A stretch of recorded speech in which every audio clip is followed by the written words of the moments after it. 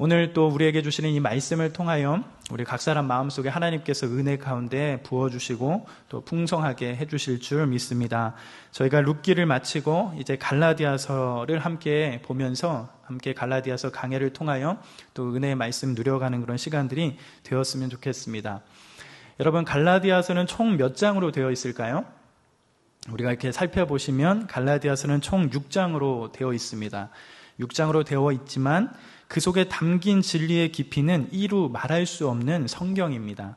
특별히 갈라디아서는 종교개혁의 핵심적인 신학이 녹아있기 때문에 어쩌면 이 방대한 내용을 어떻게 다루고 갈 수 있을까 그런 고민도 되고 부담도 되긴 하지만 이 귀한 시간들 가운데 우리가 이 복음에 대해서 잘 공부해보고 생각해보면서 그 복음이 가지고 있는 그 풍성함을 함께 누려가는 그런 시간이면 좋겠다, 그런 생각을 해보게 됩니다. 여러분, 갈라디아서는 누가 쓴 서신일까요? 네, 맞습니다. 사도 바울이 저자이죠. 이것은 논란의 근거가 없습니다. 저술 스타일이나 사용되는 언어, 그리고 신학적인 논의와 접근 방식, 또 내용과 같은 것들을 보면 이 갈라디아서는 사도 바울이 쓴 서신임을 분명하게 알 수 있습니다. 특별히 갈라디아서 6장 11절을 보시면 내 손으로 너희에게 이렇게 큰 글자로 쓴 것을 보라 라고 밝히는 것처럼 바울이 쓴 서신임을 확신하게 알 수 있는 성경이지요. 뿐만 아니라 저희가 오늘 읽었던 본문 말씀만 보더라도 수신자와 발신자가 있는 것처럼 이 서신이 틀림없이 바울이 기록했다라는 그 사실을 알게 됩니다. 사도 바울은 이 갈라디아서를 통해서 로마서처럼 율법의 행위와 관계없이 하나님의 은혜와 믿음으로만 위롭다 하는 얻을 수 있는 그 교리, 믿음으로만 위롭다 하심을 얻는 교리, 즉 이신칭의의 그 교리를 다루고 있는 성경이 바로 갈라디아서입니다. 그리고 이 서신은 성령을 쫓아 행하는 것을 성도의 삶의 원리로 제시하기도 합니다. 그러하기에 우리가 갈라디아서를 함께 공부해 간다면 우리의 신앙의 귀한 진리와 기준들을 함께 배우고 도전받으면서 특별히 복음이 담고 있는 그 풍성함, 복음이 주는 그 부요함을 경험할 수 있다라고 생각을 해보게 됩니다. 오늘 저희가 읽은 본문, 즉 사도 바울이 갈라디아서를 써나가면서 이 서신을 받게 될 갈라디아 지역의 교회들을 위하여 인사말을 하게 되어지는데, 갈라디아서 1장 1절과 5절까지의 내용들을 보면 이 인사말에는 두 가지 핵심적인 주제로 구성되어 있다는 것을 알게 됩니다. 몇 가지요? 두 가지. 하나는 어떠한 부분이냐면 은혜의 복음에 대한 부분, 즉 복음에 대해서 설명하는 것이죠. 그리고 다른 하나는 바울의 사도권 입증에 대한 부분으로 나누어지게 됩니다. 중요한 것은 이런 인사말에 나오는 이 부분 가운데 이 두 가지 핵심적인 주제들이 바로 우리가 보게 될 이 갈라디아서가 쓰게 된 배경이 되기도 한다라는 사실입니다. 예수님을 만난 후 하나님 안에서 자유로운 존재가 된 사도 바울은 갈라디아 지역을 몇 차례 여행을 하면서 복음과 자유로운 삶에 대해서 소개를 하게 됩니다. 그러면서 사도 바울은 갈라디아 지역의 여러 교회들에게 복음을 전하게 되어지고 그 복음을 들은 사람들은 교회를 이루면서 교회를 세우게 되지요. 그러자 사도 바울을 대적하는 거짓 선생들이 일어나 바울이 전한 복음을 강력하게 공격하기 시작합니다. 이들은 오직 믿음, 오직 은혜로만 구원을 받는다라고 가르치지 않고 믿음 이상의 것, 다른 말로 한다면 믿는 것 위에 다른 것을 추가해야 하는 것처럼, 그래야 구원을 얻을 수 있는 것처럼, 다른 말로 한다면 할례와 율법을 추가하여 지켜야 한다, 그것이 우리를 구원의 길로 인도한다라고 그렇게 주장을 하는 것이죠. 거짓 선생들은 예전의 방식대로 다시 종교적 규율에 사람들을 가두기 시작한 것입니다. 이런 거짓 복음을 전하기 위해 사도 바울은 전한 복음만 공격한 것이 아니라 그의 권위에도 심각한 손상을 주고자 사도권을 놓고 맹렬히 그들은 공격하기 시작합니다. 사실 여러분들이 잘 아시는 것처럼 사도 바울은 다른 12사도와 좀 다릅니다. 그렇죠? 예수님께서 생전에 뽑은 사도가 아닐 뿐더러 그분과 함께 지낸 제자도 아닙니다. 그렇기 때문에 갈라디아서에서 소개된 거짓 선생들은 그런 사도 바울을 보면서 바울은 12사도 가운데 하나도 아니고 어느 누구에게도 권위를 부여받은 바가 없는 자칭 사도라고 주장하는 사기꾼일 것이다 라고 그렇게 주장을 해가는 것이죠. 그렇기 때문에 바울은 갈라디아 지역의 교회들을 어지럽게 하는 거짓 선생들 때문에 자신의 사도권적인 권위와 자신이 전한 은혜의 복음이 부정되는 위험에 직면한 상황에서 이 편지를 쓸 수밖에 없는 그런 상황들이 되어지는 것입니다. 그것이 어쩌면 이 갈라디아서의 핵심 배경이 되는 것이죠. 그렇기 때문에 사도 바울은 갈라디아서 1장 1절을 시작하면서, 여러분 어떻게 시작하지요? 이 서신을 시작하면서 첫 마디가 어떻게 시작합니까? 우리 1장 1절 같이 한번 읽어볼까요? 시작. 사람들에게서 난 것이 아니요 사람으로 말미암은 것도 아니요 오직 예수 그리스도와 그를 죽은 자 가운데서 살리신 하나님 아버지로 말미암아 사도된 바울은, 이렇게 자신을 소개하면서 서신을 시작합니다. 즉 사도 바울은 1절에서 예수를 죽은 자 가운데서 살리신 하나님을 언급하면서 예수 그리스도의 부활과 자신의 사도 직분을 직접 연결시키면서 자신을 소개해 가고 있습니다. 사도 바울은 자신의 사도 직분에 대해서 두 번의 아니요, 그리고 한 번의 오직이라는 말을 쓰면서 강조하면서 자신의 사도 직분은, 그 사도 직분의 근원이 사람들에게 있지 않으며 또한 어떤 사람의 중개를 통해서 된 것이 아니라고 그렇게 말씀하고 있는 거죠. 바울 자신의 의지도 아니고 때로는 그때 당시에 중요한 사도라고 불렸던 베드로, 야고보, 때로는 아나니아나 바나바 같은 그런 사람을 통해서 받은 것도 아니라고 분명하게 밝혀갑니다. 또한 사도 직분은 예루살렘 교회나 안디옥 교회가 세운 것도 아니고 12사도가 임명한 것도 아니다라고 밝혀가죠. 사도 바울은 자신의 사도 직분이 오직 예수 그리스도와 그를 죽은 자 가운데서 살리신 하나님 아버지로부터 왔다라고 그렇게 소개하며 자신을 밝혀가고 있습니다.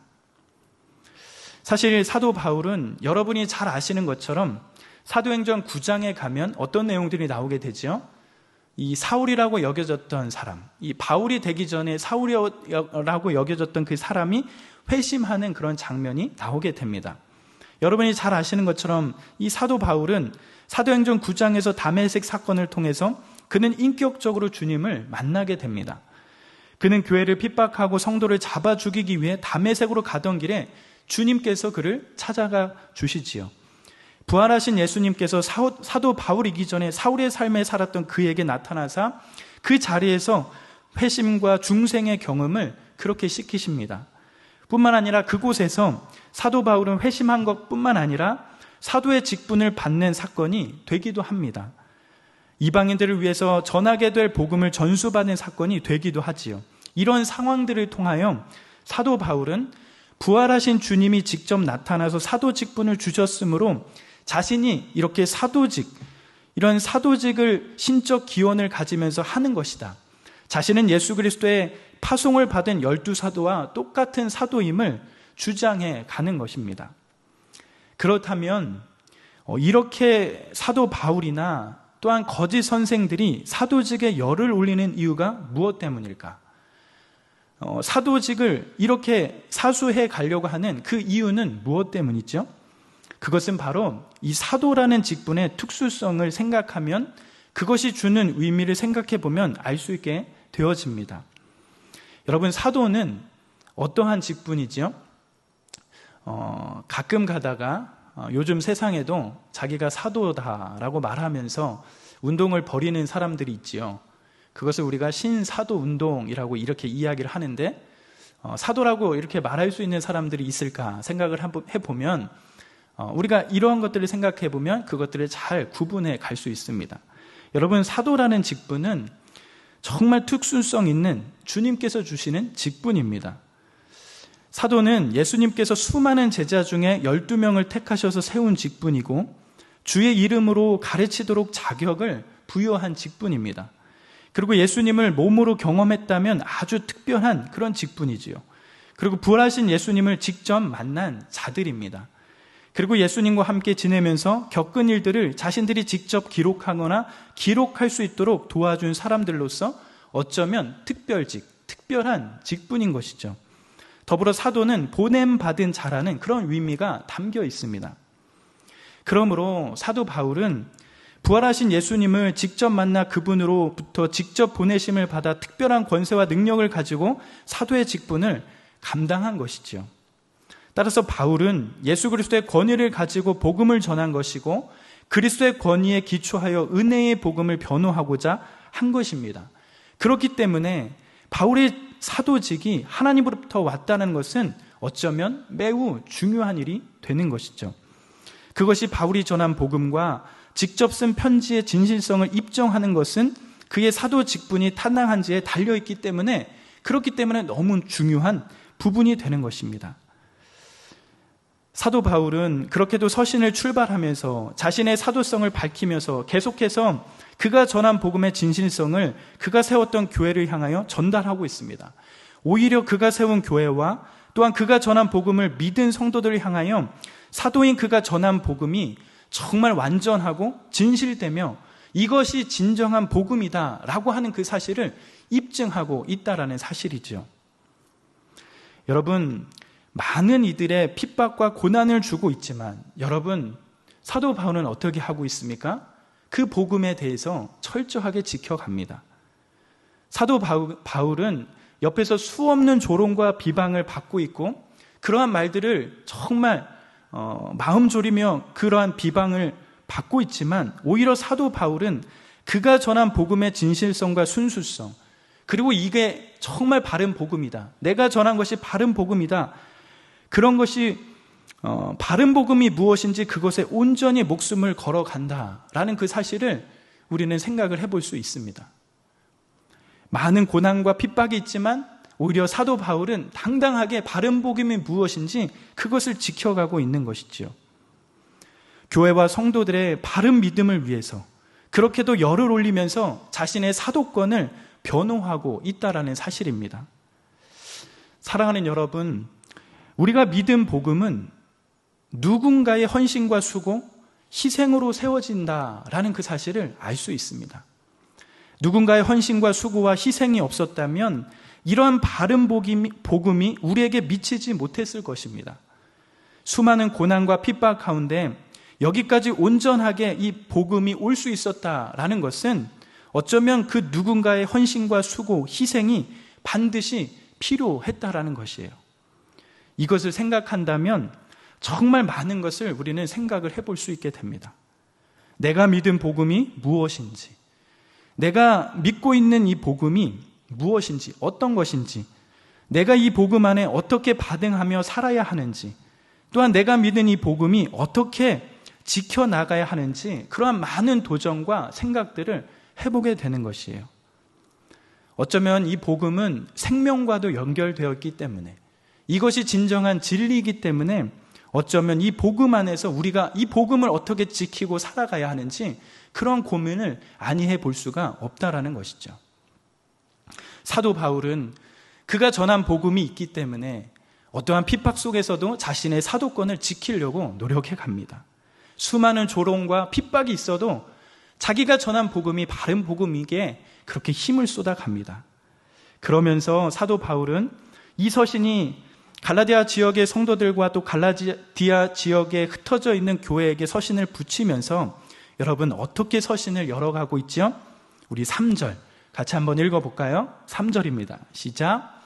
우리 하나님 아버지와 주 예수 그리스도로부터 은혜와 평강이 있기를 원하노라. 즉 서신을 받는 성도들과 교회를 향하여 축복과 깊은 인사의 메시지를 전하고 있습니다. 갈라디아서는 오늘날 후대에게 바른 복음이 무엇인가 알려주는 중요한 성경입니다. 그렇다면 여러분, 바른 복음은 무엇일까요?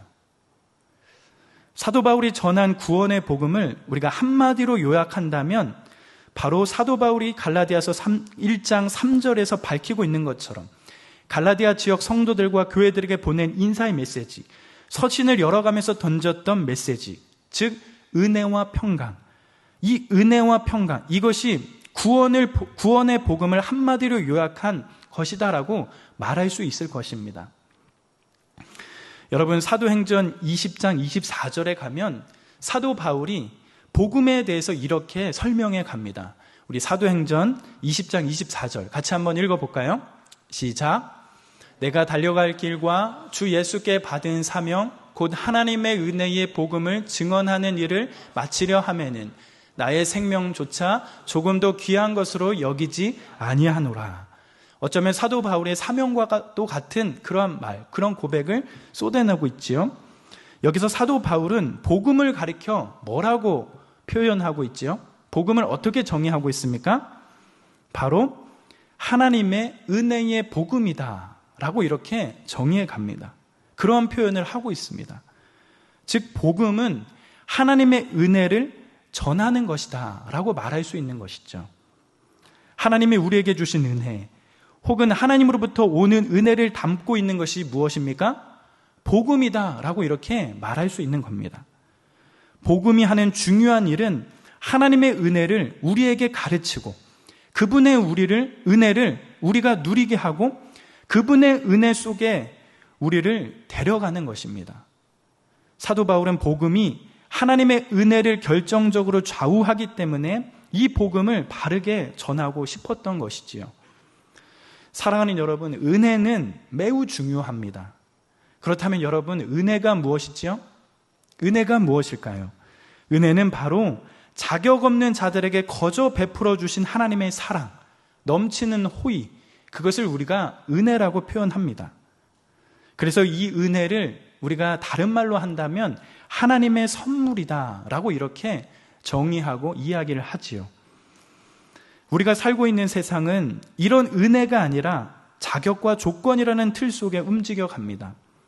사람이 이 땅에 태어나 자라면서 평생을 걸쳐 습득하게 되는 삶의 방식 중에 하나가 바로 자격과 조건을 빼놓고 이야기할 수 없을 정도로 우리는 그 속에서 움직이게 되어집니다. 그렇기 때문에 우리는 좋은 자격과 좋은 조건을 얻기 위해 열심히 노력하게 되지요. 끝없는 수고의 연속으로 살아갑니다. 자신을 가치 있고 존경받고 인정받는 존재로 만들기 위해서 그러한 삶 가운데 긴장만을 붙들고 살아가지요. 그러나 여러분, 복음은 어떻게 합니까? 이 복음은 사람들에게 하나님은 다르다라는 그 사실을 알려줍니다. 하나님은 우리가 몸담고 있는 세상과 다르지요. 하나님은 우리를 사랑하시고 우리에게 좋은 것을 주십니다. 하나님은 우리에게 좋은 것을 주시되 우리의 자격과 조건에 근거해서 주시지 않는 분이신 거죠. 우리가 예쁘기 때문에 앞으로 훌륭한 사람이 될 가능성이 있기 때문에 구원해 놓으면서 하나님께 큰 유익을 끼칠 것 같기 때문에 주시지 않습니다. 많은 자격과 조건을 구비했기 때문에 우리를 선대하시고 사랑하시는 것이 아니시죠. 하나님 자신이 선하시기 때문에 자격 없는 우리에게 가장 좋은 것을 주시는 분이 바로 하나님이십니다. 이것이 바로 은혜이지요. 이 내용이 은혜의 복음이 우리에게 전하고 싶어하는 핵심의 말씀입니다. 다시 말해 하나님은 우리가 가지고 있는 어떤 아름다움이나 가능성에 근거하지 않으십니다. 오직 그분의 선하심과 넘치는 사랑 때문에 우리를 사랑하시고 우리의 모든 죄를 덮어주시고 위롭다 하시며 하나님 나라에서 우리를 들으셔서 하늘에 있는 것들이나 땅에 있는 모든 부유와 아름다운 것을 우리에게 거저 주시는 그런 분이 바로 하나님이시라는 거예요. 이것이 바로 은혜이지요. 받을 자격 없는 우리에게 거저 베풀어 주시는 하나님의 사랑, 넘치는 회의, 그 은혜를 우리는 받는 것입니다. 사람을 구원하는 그 구원은 오직 하나님과 주 예수 그리스도의 은혜인 것이죠. 구원은 사람의 어떤 공적인 행위나 어떠한 자격에 근거하지 않고 오직 하나님과 주 예수 그리스도에게만 오는 것이죠. 하나님은 받을 만한 아무 자격과 가치도 없는 자들에게 예수 그리스도의 공로에 근거하여 사랑스러운 그런 친절을 베푸십니다. 그것이 은혜입니다. 이 은혜는 바로 바울 신학의 핵심이며 구원과 하나님 나라의 핵심입니다. 이 중요성 때문에 사도 바울은 자신이 쓴 서신서들을 시작하면서 특별히 오늘의 말씀처럼 갈라디아 지역의 성도들과 교회를 향하여 인사를 건네는 것처럼 모든 서신서들을 통하여 은혜라는 단어를 상당히 많이 사용하여 이러한 중요한 부분들을 밝혀간다는 그 사실을 알 수 있게 됩니다. 그렇다면 여러분, 이 귀한 은혜가 우리의 삶 가운데 영향을 주면 여러분, 우리의 삶 가운데 어떠한 일들이 일어나게 될까요? 은혜를 알게 되면, 은혜를 우리가 받게 되면 우리의 삶 가운데 어떠한 모습들이 열리게 되어질까요? 우리가 이 은혜를 깨닫게 되면 우리의 삶에 어떠한 열매들이 맺히게 되지요? 은혜를 알게 되면 바로 우리의 삶에 은혜의 열매인 평강이 생기게 되어집니다. 그렇기 때문에 이 복음의 핵심이 바로 은혜와 평강인 것이에요. 그래서 오늘 이 사도 바울이 인사를 건넨 것처럼 은혜와 평강이 너에게 있을지어다. 은혜를 이야기하면 평강이 따라오게 되어진다는 겁니다. 이 두 가지는 절대 떨어질 수 없는 것이죠. 은혜가 있으면 바로 다음에 누릴 수 있는 것이 평강인 것입니다. 이 두 가지 축이 복음 안에 누리게 되는 정말 중요한 부분이 되는 것이죠. 은혜를 알게 되면 우리 안에 평강이 생기는 것입니다. 여러분, 이 세상은 조건과 자격이 왕노릇하는 나라입니다. 그러기에 자꾸 자기를 꾸미고 가치를 부여하고 자신이 복되게 하느라 모든 인생을 전부 쓰게 됩니다. 그렇기 때문에 이곳에는 자유와 평안과 평강이 없는 것이죠. 그런데 그러한 곳에 은혜가 왕노릇하는 나라, 바로 하나님 나라가 임하게 됩니다. 복음은 그 은혜가 지배하는 새로운 질서를 선포하는 것이죠. 그리고 이 귀한 은혜를 알 때 비로소 사람이 삶의 자유와 평강이 일어나게 됩니다. 사람들이 은혜를 알게 되면 비로소 자기 꾸미는 것을 멈추게 되죠. 참으로 귀한 것을 하나님과 주님 때문에 이미 받고 사는 줄 알기 때문에 자신의 가치를 높이기 위해 더 이상 그것에 시간을 쓰고 에너지를 쓰지 않는다는 거예요. 그래서 은혜를 알게 되면 우리의 삶 가운데 자유와 평강을 얻게 되는 것이지요. 진리를 알지니 진리가 너희를 어떻게 한다? 자유하게 하리라. 즉 이것이 복음이 가지고 있는 힘이요 능력이 되는 것입니다. 이 땅을 살아가면서 사람들은 수많은 슬픔과 질고를 걷지만 은혜를 알게 되면 평강을 누리고 평화를 찾습니다. 사람들은 평화를 얻기 위해 돈을 모으거나 보험을 들고 때로는 방어력을 키워 다른 사람들이 넘볼 수 없는 아성을 쌓으려고 합니다. 그러나 우리가 잘 아는 것처럼 여러분, 이러한 모습은 어떻게 되지요? 영원하지 않지요. 세월이 흐르면 결국 새로운 것이 나타나고 인생에는 끝없는 불안과 두려움을 만들어 버리게 됩니다. 그러나 은혜를 아는 사람들에게는 그리스도 때문에 평강이 주어지게 됩니다. 그러기에 복음으로 주어지는 은혜, 평강은 복음으로 누려질 수 있는 성도들에게 귀한 것임을 다시 한번 우리는 확인하게 되는 것이죠. 사도 바울은 이 귀한 진리를 그의 인사를 통하여 이미 복음 가운데 살아가고 있는 그 갈라디아 교회와 성도들에게 전하면서 주님을 믿는 자들의 삶이 어떠해야 하는지, 성도들에게는 무엇이 일어나야 되는지 그것을 직접적으로 밝혀가고 있게 됩니다. 그러면서 사도 바울은 또 하나 특이하게 인사말을 이어가게 되지요. 보통 여러분 사도 바울의 서신서를 보면 이렇게 인사말을 끝으로 서신서의 본론으로 이어지게 됩니다. 그런데 특별하게 갈라디아서는 이렇게 인사말을 하고 난 후에 추가적으로 몇 가지 더 붙여서 서신을 열어가는 것을 볼 수 있습니다. 서신을 어떻게 열어가고 있죠? 갈라디아서 1장 4절을 보면 특이하게 그가 열어가면서 복음의 위대함이 무엇인가 덧붙여가며 설명해 가고 있습니다. 우리 1장 4절 같이 한번 읽어볼까요? 시작. 그리스도께서 하나님 곧 우리 아버지의 뜻을 따라 이 악한 세대에서 우리를 건지시려고 우리 죄를 대속하기 위하여 자기 몸을 주셨으니. 사도 바울은 다른 서신서들과 다르게 특이하게 이 갈라디아서를 써내려가면서 인사말 후에 이 4절을 덧붙여 갑니다. 그러면서 복음의 핵심을 함축적이고 핵심적으로 밝혀가면서 자신의 사도적 권위를 주장하면서 갈라디아 지역 성도들과 교회들에게 전한 복음이 무엇인지, 내가 전에 전했던 그 복음이 무엇인지 그 복음을 간략하게 소개해 가고 있습니다. 사실 이 갈라디아서 1장 4절의 말씀은 원어 성경을 보면 지금 저희가 보고 있는 개역 개정 한글 성경과는 약간 순서가 다르게 되어 있습니다. 헬라어 성경을 보면 첫 번째로 구주 예수 그리스도께서 우리 죄를 대속하기 위하여 자기 몸을 주셨다라는 그 사실이 먼저 나오게 되고, 두 번째로 그 결과로 모든 믿는 자들이 악한 세대로부터 건지심을 받았다라고 나오게 됩니다. 그리고 마지막으로는 이 모든 일을 하나님 아버지의 뜻을 따라 일어난 일이다라고 그렇게 기록이 되어 있습니다. 그러니까 어쩌면 지금 저희가 보고 있는 성경의 순서와 다르게 표현이 되어 있는 것이죠.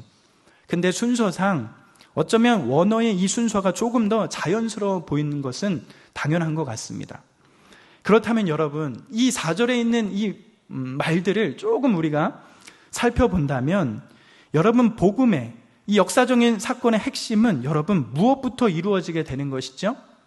이 4절을 보게 된다면 바로 예수님께서 우리 죄를 속하기 위해 자기 몸을 주셨다라는 그 사실이 먼저 언급이 된다는 겁니다. 이것이 복음의 핵심인 거죠. 그분의 자발적이고 대속적인 죽음으로 인하여 우리들의 죄를 완전히 치르셨습니다. 이러한 대속의 죽음으로 인하여 우리는 더 이상 우리 스스로 죄를 값을 치르거나 직접적인 형벌을 받아야 할 필요가 없어졌습니다. 그러므로 모든 죄인이 오직 믿음으로, 은혜로만 구원을 얻으며 그 구원을 더할 것 없는 완전한 것이 되었습니다. 이러한 그리스도의 대속의 죽으심으로 우리는 이 악한 세대에서 건짐을 받았습니다. 예수 그리스도의 죽으심의 목적은 우리를 이 악한 세대에서 건지시는 것입니다. 여기서 건지다라는 단어는 단순히 어디로부터 무엇을 옮겨갔다라는 장소적인 의미가 아니라 어떤 힘의 영역으로부터 옮겨지는 것을 의미합니다. 즉, 예수를 믿어 성도된 자들은 이 세상에서 옮겨져 다른 세상으로 가는 것이 아니라 아직 이 세상에 속해 있지만 세상에 속하지 않고 다른 힘의 영역으로 옮겨졌다라는 그런 의미를 갖고 있는 것이에요. 우리가 사는 이 세상은 악한 세대로서 악과 불의가 지배하고 있는 곳입니다. 사람들의 마음은 부패하고 죄는 모든 사람의 삶의 양식이 되는 곳이지요. 이는 마귀가 공중권세를 잡고 지배하기 때문에 이 세상이 그러한 모습이 되어지게 됩니다. 주님은 우리의 죄를 위해 자신을 주셨을 뿐만 아니라 이 악한 죄와 악에 저항할 수 없는 무기력한 상태에서 종로로 타는 우리를 건져내어 선한 일에 열심을 내는 그런 하나님의 친백성으로 되게 하셨다는 거예요. 예수님께서 우리의 죄를 위하여 자신의 몸을 주심으로 죄와 악이 지배 아래 살 수밖에 없는 이 악한 세대로부터 우리를 건져내 그리스도께서 통치하시는 새로운 질서, 새로운 세대로 옮기시는 것이 바로 구원의 사건이다라고 그렇게 밝혀가고 있습니다. 구원의 새 질서가 옛 새 질서 속으로 들어와 실현되고 있는 것입니다. 악과 죄로부터 건져내어 성령의 도우심과 감동하심에 따라 살아내게 만드셨습니다. 그것이 바로 은혜 통치 아래 이루어지게 하는 그러한 내용이 되는 것이죠. 그런데 여러분, 이 모든 영역을, 이러한 모든 계획을 누가 하신 것입니까? 누가 하신 것이죠? 우리가 완전해서 그렇게 된 것이 아니라, 우리가 온전해서 그렇게 된 것이 아니라 바로 하나님 아버지의 뜻과 전적인 그분의 일하심, 하나님 아버지의 뜻과 전적인 그의 일하심, 처음부터 끝까지 하나님의 은혜로운 뜻에 따라 된 것임을 밝히고 있습니다. 이 모든 것이 하나님 아버지의 작정하심 가운데 일어난 일인 것이죠.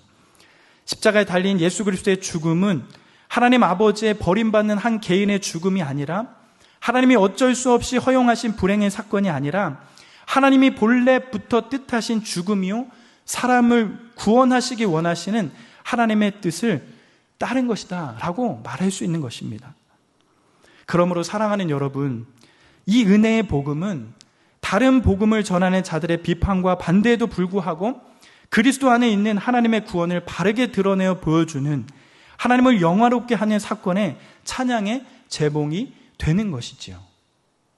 종합해 보면, 이 말을 우리가 다시 한번 살펴보면 복음의 핵심, 그것은 누구로부터 출발합니까? 예수 그리스도의 대속의 죽으심. 그 죽으심이 어떻게 했습니까? 우리를 세상에서부터 불러내어 하나님 나라의 그 은혜의 통치로 건져내셨습니다. 그 일을 누가 하셨지요? 우리가 한 건가요? 우리가 잘나서 한 건가요? 그 중심에는 하나님이 계셨다라는 거예요. 하나님의 작정하심, 그분의 뜻하심, 그 모든 일의 중심이 바로 하나님으로부터 일어났다는 그 사실, 그것이 바로 복음이 가지고 있는 핵심이라는 것입니다. 그렇기 때문에 여러분, 이 복음을 알면 알수록 어떻게 될 수밖에 없습니까? 하나님을 찬양할 수밖에 없다라는 사실이에요. 그래서 여러분, 사도 바울은 이 인사말을 맞춰가면서 어떻게 이 인사말을 맞춰갑니까? 우리 5절, 이렇게 사도 바울은 인사말을 맞춰갑니다. 우리 5절 같이 한번 읽어볼까요? 시작. 영광이 그에게 세세토록 있을지어다. 아멘. 그리스도의 구속 사용에는 하나님의 영화로우신 성품이 드러나기 때문에 그분께 찬양과 경배를 드리는 것이 마땅합니다. 하나님께 드리는 이 영광은 세세토록 무궁하며 영원합니다. 하나님의 사랑, 하나님의 자비하심, 하나님의 인도하심, 우리를 대신한 희생, 이것들을 생각할 때 여러분, 우리가 할 수 있는 것은 무엇일까요? 우리가 할 수 있는 건 무엇입니까? 감사와 영광과 찬송밖에 할 수 없다라는 것이에요. 사도 바울은 이 복음을 갈라디아 성도들에게 다시 한번 일깨우면서 성도들이 마땅히 해야 할 것이 무엇인지 그것을 밝혀가고 있습니다.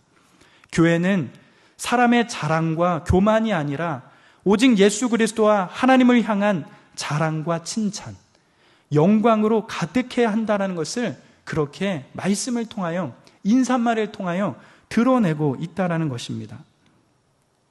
사랑하는 여러분, 여러분들이 믿고 있는 복음은 무엇입니까? 여러분들이 잘나서 믿게 된 것이 아니지요. 어떤 일을 잘해서, 정말 착해서 우리가 복음을 믿게 되고 복음을 받아들인 것이 아니에요. 선한 것이 있어서 그렇게 된 것이 아니지요. 이 모든 일의 출발점은 오직 하나님의 뜻하심, 그분의 작정 가운데 드러나는 것입니다. 그것을 위하여 우리 구주께서 온몸을 다 받으시면서 십자가의 대속의 은혜로 여러분들을 건져내셨습니다. 생각하면 할수록 우리의 생각과 이치로, 우리의 머리로 생각할 수 없는 일들이 일어난 것이지요. 내가 무엇이길래 어찌 나를 이처럼 사랑하시는지, 내가 누구이기에 나를 위하여 이러한 철저한 계획하심 가운데 모든 것을 이루어 가시는지, 그러기에 여러분, 복음을 알면 알수록 그 하나님을 찬양할 수밖에 없다라는 것입니다. 사도 바울은 그 복음이 담고 있는 그 풍성함을, 바른 복음이 담고 있는 그 진리를 이렇게 갈라디아서를 출발하면서 밝히면서 이 갈라디아서가 어떻게 전개될지 그것을 드러내며 우리들에게 보여주고 있습니다. 여러분, 여러분이 믿는 복음은 무엇입니까? 여러분들에게 다가온 그 복음은 무엇입니까? 정말 우리의 삶을 통해 하나님께서 여러분들을 쓰시겠다고 부르시는데 그 복음은 여러분들에게 어떤 영향을 주고 있습니까? 오늘 갈라디아서를 시작하면서 갈라디아서가 어떤 목적으로 쓰이게 되는지 살펴보면서 사도 바울이 갈라디아서를 쓴 목적과 배경들을 살펴봅니다. 사도 바울은 자신이 세웠던 교회와 성도들을 향하여 복음의 대적자들, 거짓 선생들의 공격 가운데 자신의 사도권을 변론하면서 그가 전한 복음이 어떠한 것인지, 그 복음이 우리를 어떻게 만드는지 그가 세운 교회와 성도들을 향해 말씀하는 것을 보게 되어집니다. 차차 우리가 사도 바울이 전한 복음이 무엇인지, 그것이 우리를 어떻게 만드는지 살펴보겠지만, 우선 사도 바울이 오늘 인사말을 통해 밝힌 것처럼 복음이 가지고 있는 그 깊이, 그 은혜가 어떠한지 우리가 바라보면서 그 풍성함을 날마다 누려가시는 저와 우리 사랑하는 형제자매들의 삶이 되시길 기도하며 축복합니다. 은혜와 평강, 우리를 구원하시기 위한 하나님의 작정하심, 그 가운데 있는 그리스도의 대속의 은혜를 생각하면서 오늘 우리에게 주어진 하루도 믿음으로 걸어가시는 그런 복된 인생이 되길 간절히 기도하며 축복합니다. 그 복음으로 인하여 정말 우리의 삶이 하나님께 영광되어지는 그런 삶이 되길 간절히 기도합니다.